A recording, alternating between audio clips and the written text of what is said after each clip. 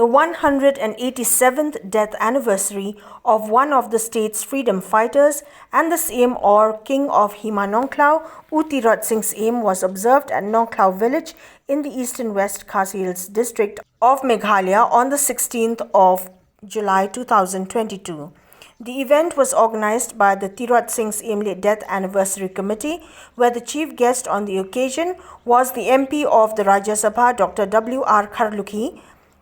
in the presence of faculty member of the History Department of the Northeastern Hill University, Shillong, Professor Amena and Passah, the Sordar of Nongkhlaw Dkhar, members of the Syiemlieh clan, residents of the village, besides other invitees. Speaking on the occasion, the MP of the Rajya Sabha, Dr. W R Kharlukhi, while lauding the sacrifice of Meghalaya's freedom fighter Tirot Sing Syiem, who had fought against the British for their attempts to take control of the Khasi Hills, also urged upon those present to honor his memory by always remembering his selfless acts of heroism.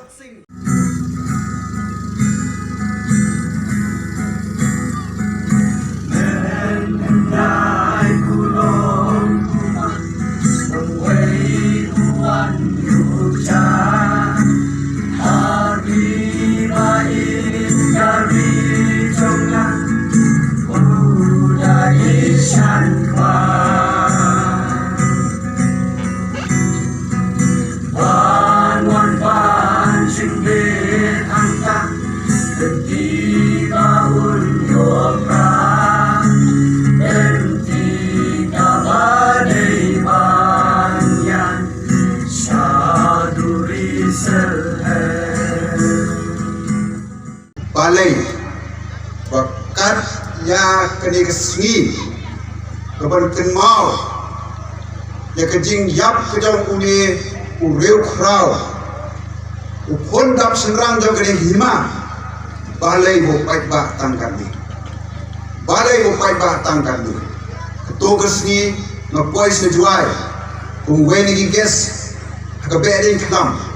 ani upai ba di hajar balai nila poi hadu kene kerdan tu kejai benriu bangi be sikit tamasa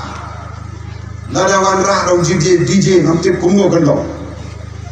kani kelong ke pemai kejai benriu jom kai wai upaim Tirot Sing yang ikut kejai benriu kaban ngim la so kan siu keliang upaim Tirot Sing ai ela kejing im kumdai le berta jong usimet ai ela kejong kejing im nak benta kari pat kejai penriu nak benta ka lawai kejong pi ai ela kejong kejing im to wat ai ba kani kan long kerong tamasa hani ai bagani kebau lepai le kejong kejing im kan tersoy ha kejing im ujung ibung kejat beri. While enlightening the gathering on the history of Tirot Sing Syiem, Professor Amena Passah of the History Department, Northeastern Hill University, Shillong, said that along with the rest of the state, the Syiemlieh clan should also take advantage of the celebration of India's 75th year of independence, or the Azadi Ka Amrit Mahotsav, as a means to avail certain central government grants to honor the unsung heroes of the country, of which Tirot Sing Syiem is also considered to be one. The Azadi Ka Amrit Mahotsav last sung the government of India, but I focus, attention, sutu ikibrio, nosemyang, jongi real